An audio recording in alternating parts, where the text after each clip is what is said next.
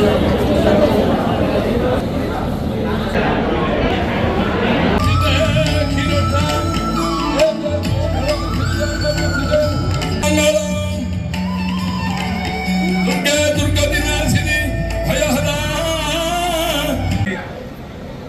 वक्तव्य रख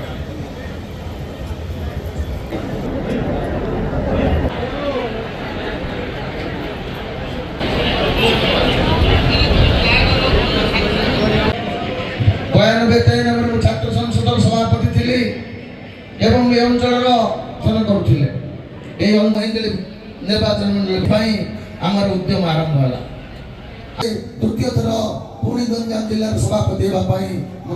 श्रीकांत तराई मंच पाखे अच्छा